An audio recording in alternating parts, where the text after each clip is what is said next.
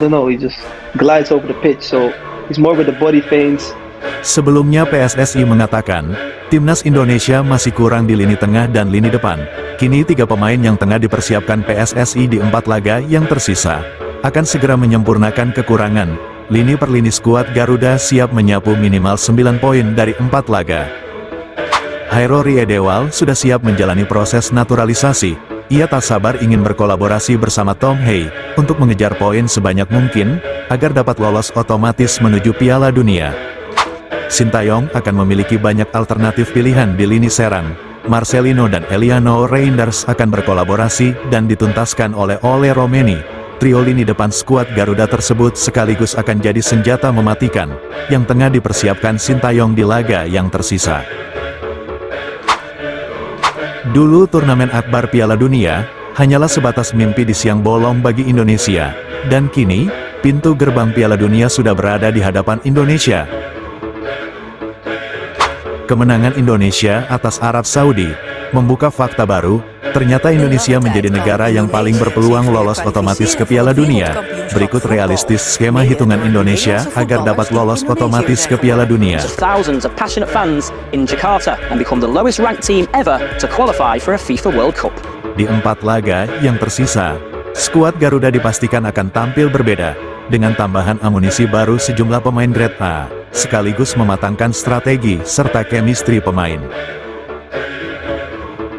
Sebelum kita bahas, mohon disimak hingga selesai, agar Anda dapat memahaminya secara utuh. Berikut berita update selengkapnya yang sudah kami rangkum. Today for all those people, everybody's watching us. They're already proud that we made it so far. But this is not the end for us. I really believe that. Believe in each other. Believe in your teammate. Because of this, we are brothers. We are brothers. We are one family. We fight for each other. We are fighters. We are warriors. We are one team. One family. Bocoran soal pemain gelandang baru yang dipersiapkan untuk melawan Australia dan di sisa laga setelahnya. Sintayong mengaku akan memanggil Hairo Riedewald dan Tristan Buijer ke timnas Indonesia setelah keduanya pulih dari cedera. Sudah jadi rahasia umum jika Sintayong sangat tertarik pada 2 pemain berdarah Indonesia tersebut. Dalam wawancara dengan Yusa Nugraha pada Agustus lalu, Tristan Buijer mengaku sudah dihubungi PSSI. Sementara untuk Hairo Riedewald, Football Internasional menyebut, ia sudah positif untuk bergabung timnas Indonesia. Lantas, mengapa hingga saat ini, proses naturalisasi kedua pemain tersebut belum dimulai PSSI? Setelah ditelusuri, ternyata proses naturalisasi kedua pemain tersebut sedang tertunda, sebab keduanya mengalami cedera. Mereka mengalami masalah cedera sejak bulan Agustus lalu, atau di awal musim ini. Tristan Buijer yang dipinjamkan Ajax Amsterdam ke PEC Zwolle mengalami cedera lutut. Namun, kabar baik menghampiri timnas Indonesia. Di akun Instagram, klub PEC Zwolle membagikan momen Tristan Buijer sudah kembali berlatih bersama rekan satu timnya. Pemain yang dapat mentas sebagai fullback kanan, kiri dan bek tengah ini fokus berlatih pemulihan penguatan di bagian lutut. Untuk Hairo Riedewald sendiri, cedera yang ia alami juga sudah membaik, bahkan ia sudah kembali berlatih bersama sang klub, Royal Antwerp FC. Jika Hairo Riedewald dan Tristan Buijer sudah kembali dengan kondisi fisik terbaiknya, bukan tidak mungkin, PSSI langsung memulai proses naturalisasi kedua pemain tersebut.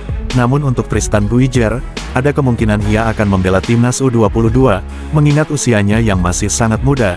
Namun penampilan impresifnya bersama klub kasta tertinggi Liga Belanda, membuat dirinya termasuk salah satu pemain potensial masa depan timnas Indonesia. Namun tidak menutup kemungkinan, jika dirinya juga masuk daftar skuad timnas Indonesia senior, mengingat ia memiliki performa serta jam terbang tinggi di liga kompetitif Eropa.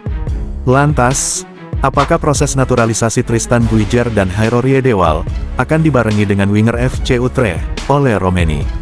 Ada kemungkinan hal itu akan terjadi. Andai benar PSSI langsung memproses ketiga pemain tersebut sekaligus, maka peran ketiga nama di atas bakal sangat krusial saat timnas Indonesia bertandang ke markas Australia untuk merebutkan posisi kedua grup C kualifikasi Piala Dunia. Lalu bagaimana dengan Hairo Riedewald? Untuk pemain yang satu ini, tidak perlu diragukan lagi, gelandang berusia 28 tahun tersebut bisa diduetkan bersama Tom Hey untuk mengisi lini tengah, menyuplai bola serta mengatur ritme permainan timnas Indonesia. Untuk lini depan skuad Garuda sendiri, sudah ditegaskan, timnas Indonesia akan tampil berbeda di 4 laga yang tersisa, dengan menyempurnakan lini tengah serta lini serang timnas Indonesia. PSSI sudah menyiapkan amunisi yang jauh lebih baik untuk berduel melawan Australia. Untuk lini depan skuad Garuda nantinya, ini jadi pembahasan yang menarik. Pasalnya, selama ini timnas Indonesia sangat bermasalah dalam menyelesaikan peluang, sedangkan timnas Indonesia sering mendapat peluang yang baik, namun kerap gagal dikonversi menjadi gol. Kehadiran Ole Romeni di lini serang skuad Garuda akan jadi senjata mematikan lawan. Pemain lincah dibekali skill tinggi yang masih berusia 24 tahun tersebut, sementara waktu akan menggantikan peran Ragnar Oratmangun, yang harus menjalani akumulasi kartu. Ole Romeni bisa bermain sebagai winger kanan, ia juga bisa berperan sebagai striker atau ujung tombak skuad Garuda, tergantung strategi serta pola racikan sang pelatih. Kehadiran Ole Romeni tentu menjadi angin segar skuad Garuda, pemain yang sudah lama dinantikan, dengan performa impresifnya, dibekali dengan skill tinggi serta kelincahannya akan menjadi daya gedor baru timnas Indonesia. Ole Romeni bisa berkolaborasi bersama Marcelino Ferdinand dan Eliano Reinders. Ketiga pemain tersebut memiliki skill serta kelincahan untuk mengacak-acak pertahanan lawan, sangat memungkinkan Sintayong akan memasang 3 pemain tersebut, Ole Romeni, Marcelino Ferdinand dan Eliano Reinders untuk mengisi lini depan skuad Garuda. Apalagi Sintayong sudah melihat potensi Eliano yang bisa saja sewaktu-waktu langsung dipasang, untuk memberi formasi kejutan dengan tugas merusak pertahanan lawan. Sebetulnya saat laga melawan Arab Saudi, Sintayong sudah mempersiapkan Eliano di pinggir lapangan untuk menggantikan Marcelino. Namun Marcelino tak ingin digantikan dengan waktu yang begitu cepat, sebab ia merasa sedang dalam kondisi on fire. Ia bahkan berjanji akan mencetak gol kedua, asalkan dia diberi kepercayaan untuk tambahan menit bermain. Dan benar saja, Marcelino menepati janjinya dengan menambah gol kedua ke gawang Arab Saudi. Besar kemungkinan, Sintayong akan memasang Marcelino sekaligus berkolaborasi bersama Eliano Reinders, mengingat kedua pemain tersebut memiliki skill dan kemampuan untuk mengacak-acak pertahanan lawan. Untuk alternatif lini depan skuad Garuda, sebelah kanan diisi oleh Marcelino Ferdinand, sebelah kiri diisi Eliano Reinders, lalu ujung tombak diisi oleh Romeni, yang mana ketiga pemain potensial memiliki kelincahan serta dibekali skill yang mumpuni. Kolaborasi ketiga pemain lincah lini depan seperti Ole Romeni, Marcelino, dan Eliano, tentu bisa jadi senjata rahasia Sintayong, yang bahkan siapapun belum pernah menyaksikan jika ketiga pemain tersebut diturunkan secara bersamaan untuk berkolaborasi membongkar pertahanan lawan. Dengan dukungan jenderal lapangan tengah Tom Hay berkolaborasi bersama Hairorie Dewal, untuk mengatur ritme permainan, di 4 laga yang tersisa, sesuai dengan rencana matang PSSI, dimulai di laga pertamanya nanti saat berduel melawan Australia, timnas Indonesia dipastikan akan tampil berbeda. Dengan kehadiran sejumlah amunisi baru yang sudah dipersiapkan, lini tengah serta lini serang skuad Garuda dipastikan akan lebih produktif. Hal itu lebih mempermudah Sintayong dalam meramu strategi. Pemain inti dan pemain pelapis memiliki kualitas yang sama. Di laga berikutnya, lini per lini skuad Garuda akan lebih sempurna, dengan materi pemain yang jauh lebih mewah. Akankah timnas Indonesia mampu beri kejutan besar di 4 laga yang tersisa, untuk merebutkan urutan kedua dengan menggeser Australia? Menarik untuk dinanti. Kemenangan penting Indonesia atas Arab Saudi, ternyata menciptakan fakta baru. Indonesia menjadi negara yang sangat berpeluang besar dapat lolos secara otomatis ke Piala Dunia 2026. Berikut skema hitungan timnas Indonesia, agar dapat lolos otomatis ke Piala Dunia 2026, atau setidaknya Indonesia berpeluang menjalani laga play-out di putaran 4, untuk merebut 1 tiket ke Piala Dunia. Dan setelah melalui skema hitungan secara real head-to-head, ternyata peluang Indonesia lolos secara otomatis ke Piala Dunia. Bahkan hingga saat ini, pelatih timnas Jepang Hajime Moriyasu masih meyakini, jika Indonesia akan lolos otomatis ke Piala Dunia bersama Jepang. Untuk sementara ini, para pemain timnas Indonesia tengah berfokus mempersiapkan diri menatap laga berikutnya, dengan kualitas permainan yang jauh lebih sempurna dari laga sebelumnya. Saat ini, para pemain dan pelatih mulai mengevaluasi ulang kekurangan dan kelebihan tim secara keseluruhan hingga mendetail. Selain mengevaluasi banyak faktor, skuad Garuda juga berjanji akan membenahi banyak kekurangan, serta meningkatkan kelebihan secara tim. Skuad Garuda tengah mematangkan strategi serta chemistry antar pemain, demi tampil lebih baik di pertandingan berikutnya. Timnas Indonesia diproyeksikan akan tampil jauh lebih baik dan siap di 4 laga yang tersisa. Di pertandingan berikutnya, Timnas Indonesia akan berjumpa Australia pada bulan Maret tahun 2025. Peluang Timnas Indonesia lolos otomatis ke Piala Dunia sebetulnya cukup besar, mengingat Indonesia hanya selisih 1 poin dari Australia yang kini menduduki urutan kedua. Lantas, bagaimana skema hitungan agar Indonesia dapat meraih tiket lolos otomatis ke Piala Dunia 2026?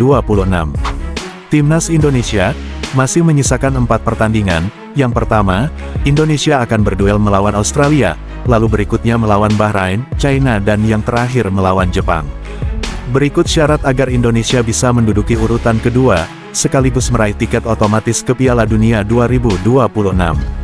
Secara skema hitungan, yang pertama, Indonesia setidaknya jangan sampai kalah saat menghadapi Australia yang akan digelar di kandang Australia. Indonesia setidaknya harus menahan imbang Australia, bahkan akan jauh lebih baik jika Indonesia mampu menumbangkan Australia. Skuad Garuda memiliki peluang besar untuk dapat menumbangkan Australia, mengingat di laga berikutnya, semua pemain sudah bisa bergabung dan semakin siap, dengan bekal materi pemain elit yang sudah dapat tampil bersama. Di laga berikutnya, skuad Garuda dipastikan tampil berbeda. Setelah melawan Australia, selang 5 hari kemudian, Timnas Indonesia bersiap menyambut Bahrain di Gelora Bung Karno. Berikutnya melawan China yang juga akan digelar di GBK. Di 2 laga tersebut, Indonesia memiliki peluang yang lebih besar dari Bahrain dan China, mengingat materi pemain serta kualitas Indonesia masih di atas keduanya. Jika Indonesia mampu menahan imbang atau bahkan mengalahkan Australia, di laga berikutnya, Indonesia menang melawan Bahrain dan China. Secara hitungan, Indonesia dengan otomatis langsung mengantongi 1 tiket menuju Piala Dunia 2026. Walaupun pertandingan Indonesia versus Jepang tidak dihitung, namun dengan hasil di atas, artinya poin yang diraih Indonesia tidak mungkin dikejar oleh negara pesaing lainnya. Dengan menambah 7 hingga 9 poin lagi, secara otomatis, Indonesia berhak lolos ke Piala Dunia. Apalagi di pertandingan Indonesia mendatang, bisa dipastikan, striker lincah dan tajam kelas dunia seperti Ole Romeni, diproyeksikan sudah bisa bergabung skuad Garuda saat menghadapi Australia dan semua laga yang tersisa. Bahkan, bukan hal yang mustahil, jika Indonesia nantinya mampu menahan imbang atau bahkan menumbangkan Jepang di kandangnya, mengingat materi pemain skuad Garuda sudah semakin sempurna, dengan kehadiran Ole Romeni, Kevin Dix, Mes Hilgers, dan mungkin akan ada kejutan lagi dari PSSI, untuk menambah kreator serang agar dapat membantu Tom Hei menyuplai bola serta mengatur ritme pertandingan. Untuk lini belakang, skuad Garuda sudah sangat solid, begitupun di lini tengah PSSI tengah mencari alternatif amunisi berkualitas lainnya. Untuk lini depan akan semakin garang, dengan kehadiran Ole Romeni yang berkolaborasi bersama Ragnar, dengan pemain penunjang lainnya, seperti Marcelino bahkan Eliano Reinders. Mereka semua merupakan pemain yang memiliki ketenangan serta skill yang mumpuni untuk dapat mengacak-acak pertahanan semua lawan di laga yang tersisa. Secara garis besar, Timnas Indonesia sangat berpeluang besar lolos otomatis ke Piala Dunia, asalkan skuad Garuda memiliki tekad serta keyakinan kuat untuk melumat semua lawan termasuk Jepang, seperti apa yang seringkali disampaikan oleh Kapten Timnas Indonesia, Jay Izzes. Ia tak bosan-bosannya menggenjot spirit seluruh rekan satu tim, yang kini sudah dianggap sebagai keluarga besar Indonesia. Jay Izzes berpesan, kita harus memiliki keyakinan yang kuat, untuk meraih mimpi bersama. Sebab, kita semua layak meraih mimpi dengan bekal kemampuan disertai dengan keinginan yang kuat. Asal kita mau, maka kita bisa raih mimpi bersama. Itulah kalimat Jay Izzes yang selalu menjadi pedoman para pemain sebelum bertanding. Jay Izzes meyakini, jika satu persatu pemain memiliki keyakinan yang kuat, maka tim akan semakin solid. Itulah kunci keberhasilan dalam perjuangan sebuah tim untuk meraih impian menuju pentas dunia.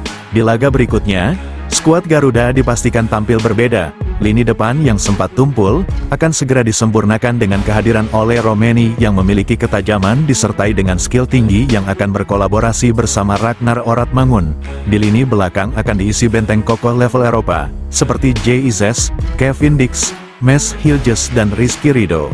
Begitupun di lini tengah, yang sudah diisi oleh motor serang level tinggi, Tom Hei yang siap menyuplai bola untuk Ragnar dan Ole.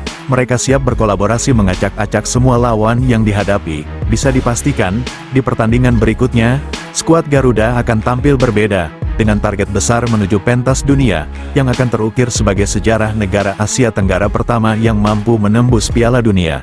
Selain dari itu, hasil positif tersebut juga akan merembet ke sisi hal positif lainnya, sebab Kini pamor timnas Indonesia tengah menjadi sorotan media dunia. Semakin menarik untuk dinanti perkembangan timnas Indonesia di pertandingan berikutnya. Sebelum meninggalkan tayangan ini, silakan Anda subscribe channel YT Real ini, agar Anda terus mendapatkan berita perkembangan serta informasi jadwal pertandingan timnas Indonesia selanjutnya. Sampai jumpa di tayangan berikutnya, by YT Real.